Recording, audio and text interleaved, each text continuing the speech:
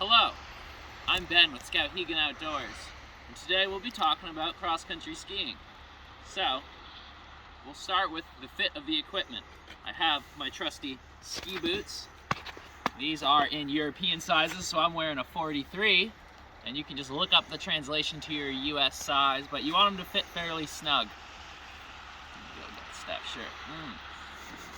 With the skis, you want to go between the top of your head and the distance to your arm outstretched over your head, so to the wrist. So I could be a little taller, or these skis could be a little taller than they are, but they fall just over the top of my head, so they work. So I take a 185 centimeter long ski. Now these skis, there's a bunch of different kinds of cross-country skis. These are what we call classic skis. So they're meant to be skied with your skis parallel, shooshing your feet like this, as opposed to skate skis, which is something entirely different. So if you come in a little closer here, you can see the parts of the ski. We have the tips and the tails are smooth, so these are glidey. You can wax your skis if you want them to glide even better, especially on a mucky wet day like today. Wax would really make a difference. And then under your foot is what we call the fish scales. Some classic skis don't have this, and you're supposed to put what's called kick wax there. But the idea is the center of your ski is grippy, so that you can create force to go forwards, and the front and the back are glidey so that you can glide. All right, and now we see the binding. So there are two types of bindings. These are NNN bindings as opposed to SNS. Anywho, let's talk about the poles. These are my ski poles today. Now I got these from the Skowhegan Outdoors Gear Library, which is housed in the new Skowhegan Outdoors Base Camp at 65 Water Street. Come check us out. So with my pole length, you want your poles to be long enough so that your arms, when the poles are planted, are at about 90 degrees. So these are just about perfect for me. So these are 125 centimeters. Everything's in centimeters because the Europeans invented cross-country skiing. And the other thing to adjust is this wrist strap here. So if I were skiing and I was gripping these poles hard the whole time, my hands would get really fatigued by the end.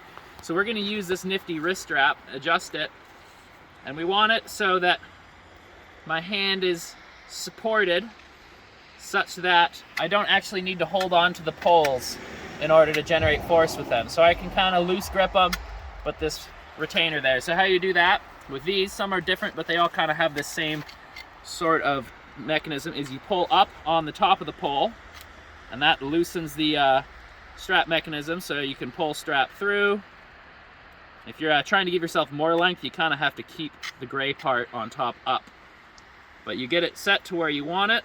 I just like to put my hand in it, get it to where I like. You just want to get it a little tighter than you want it, because when you push down on the top piece, it's going to give you just a little bit of slack. So now I have it just about perfect.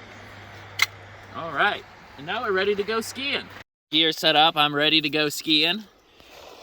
So definitely better to put your skis on the snow, not in the parking lot, because all that gravel and salt is going to rough up your bases. So now it's time to clip into my binding.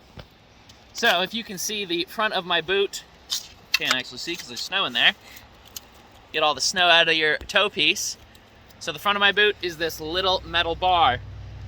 So I'm taking that, and I am just kind of pointing my toe down like a ballerina and stepping into the attachment point, and boom, it'll make a very soft little click. That's how you get into your ski.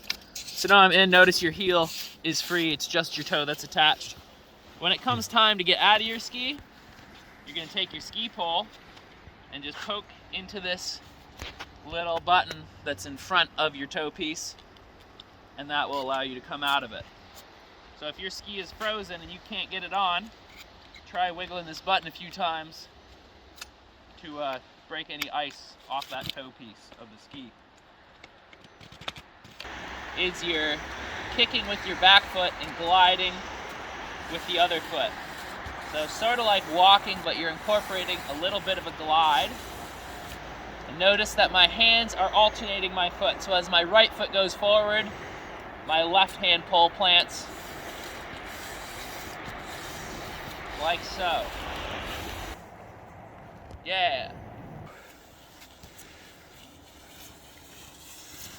if you encounter a steep hill like the one before us, you're not going to be able to just ski up it with your skis parallel. We're going to do a technique called herringboning, where you spread your skis wide and you're really digging in with the inside edge of your ski. So I'll demonstrate what it looks like.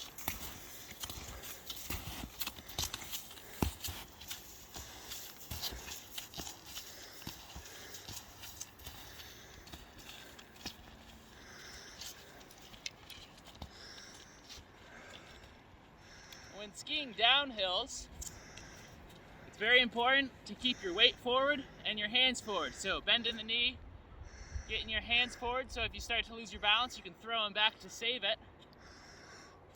So I will now try to demonstrate.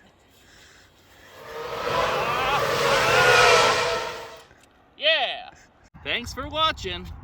See you next time.